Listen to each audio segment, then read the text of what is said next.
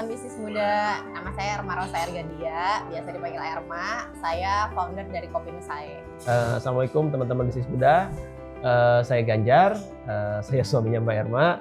Saya sama-sama di Kopi Nusae juga. Dulu tuh awalnya kita buka Kopi Nusae ini tuh saya sama Mas Ganjar tuh sama-sama suka ngopi gitu ya, suka nongkrong juga sama teman-teman gitu di coffee shop, misalnya weekend gitu kita ngumpul.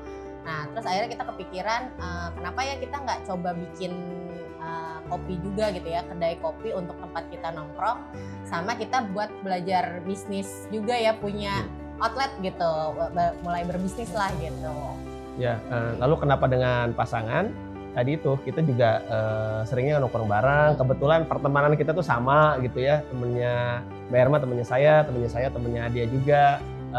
Terus akhirnya kita udah deh, coba deh kita bareng-bareng aja. Toh sama-sama menyalurkan kesukaan aja juga sih. Kami itu mendirikan Kopi Nusae, konsep awalnya itu sebagai kedai kopi dengan konsep to go. To go itu dalam artian orang datang beli, berangkat lagi. Mungkin kalau teman-teman bisnis muda pernah mengalami di tahun 5-6 tahun lalu, saat itu kan memang sedang marak tuh konsep to go tersebut ya. Nah itu tuh awalnya seperti itu. Lalu apa sih yang bisa dibilang membedakan lah ya? Sebenarnya kita nggak mungkin bilang beda, tapi ini yang menjadi uniknya kami atau keunggulan kami. Karena kami itu kopinya premium, fresh, disajikan dengan fresh, dengan cepat, konsisten, dengan harga yang affordable.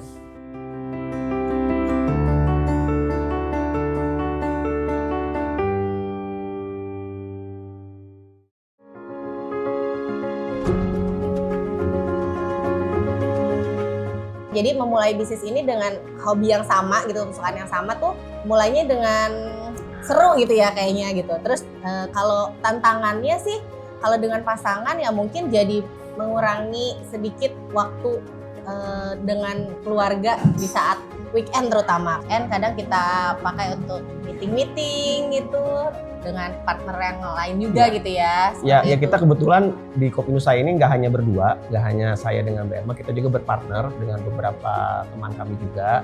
Pros cons itu pasti ada lah ya. Cuma enaknya karena kita juga ada partner yang lain, jadi tidak seolah-olah hanya berdua. Jadi banyak balancingnya lah. Ya meskipun memang ya itu tadi apalagi di awal-awal gitu ya, awal-awal mulai.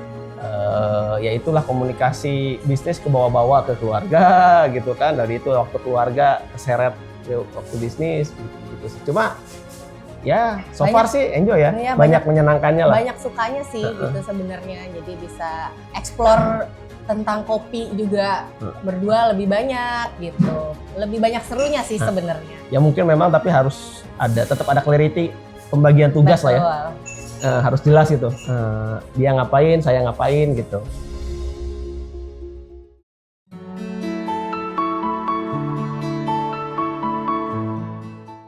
Kita total outlet 15 ya, apa 16 gitu 15 menuju 16. 15 menuju 16. Memang masih terpusat di Jabodetabek, dan dari 15 atau 16 outlet itu mayoritas masih di Bogor, lalu di Kabupaten Bogor ada, di Cibubur, di Depok, di Jakarta.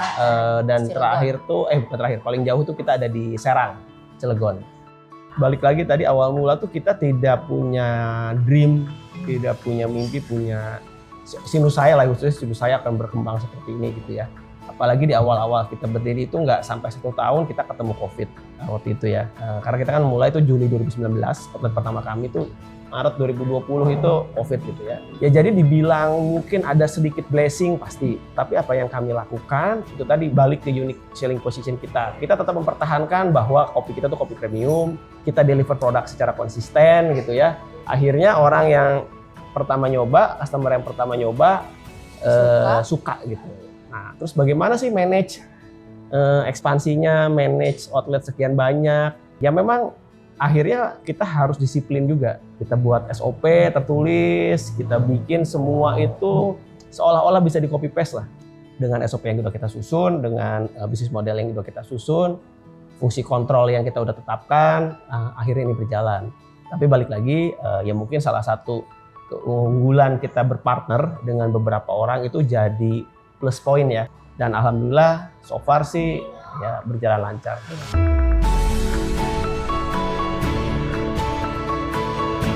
Kita tuh nggak pernah nyangka bakal buka another outlet gitu ya. Terus ada misalnya teman kita gitu yang pengen punya coffee shop juga gitu. Akhirnya ngajak kita untuk kerjasama. Lama-lama tuh kayak makin banyak gitu ya teman-teman. Mungkin usia-usia kita tuh kayak pengen punya usaha, pengen punya coffee shop gitu ya. Tapi nggak pengen mulai banget dari nol. Maksudnya nggak pengen mikirin semua dari awal gitu. Akhirnya kita coba buat ya udah deh bentuknya franchise aja gitu ya. Jadi mereka bisa mulai usaha, tapi nggak dari nol banget dalam artian produknya udah ada, sudah kita pikirkan gitu kan ya, menunya sudah ada, SOP-nya sudah ada gitu. Jadi bisa tinggal jualan gitu. Kita ada quality control, training juga dari kita, bahan baku utama juga kita yang siapin. Meskipun franchise kan nama yang dijual si Kopi Nusayanya ya. Ini juga challenge gitu ya. Gimana kadang-kadang mereka lihat yang udah ada rame apa-apa. Cuma kan nggak serta-merta orang buka langsung rame gitu ya. Makanya kenapa kita so far yang franchise itu rata-rata masih kita kenal, orangnya suka produk kita gitu. Karena kalau nggak suka, gimana dia mau jualan gitu kan. Betul. Karena kan namanya balik lagi begitu sudah dibuka, sudah berjalan, ya harus dijual. Tadi supaya masing-masing franchise tuh punya benefit, kita nggak terlalu dekat ya, menjaga supaya jarak antar outlet kita tuh memang nggak terlalu berdekatan gitu, karena memang pengennya nggak makan satu sama lain gitu, seperti itu.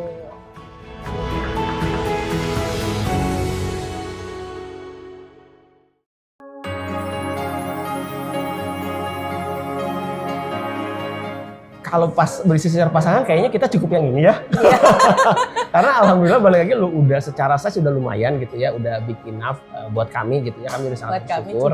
Gitu ya. Kami ingin fokus di sini supaya ini menjadi tetap berkembang, tetap survive, dan ketika kita memang mendapatkan partner-partner baru dalam hal ini franchise, mereka juga bisa dapat benefit yang maksimal.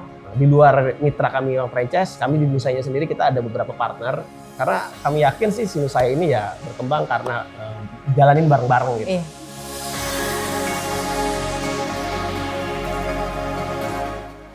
Kita pengennya tuh mulai aja dulu apa yang kita bisa gitu ya, apa yang kita bisa, seberapa besar yang kita mampu, baru nanti sambil jalan tuh semua tuh bisa diperbaiki gitu, bisa dikembangin gitu. Jadi kalau misalnya dengan pasangan ya juga pilih yang mungkin memang sama-sama paham gitu ya, sama-sama suka misalnya, jadi komunikasinya, diskusinya tuh bisa lebih enak gitu kalau misalnya emang memulai bisnisnya dengan pasangan.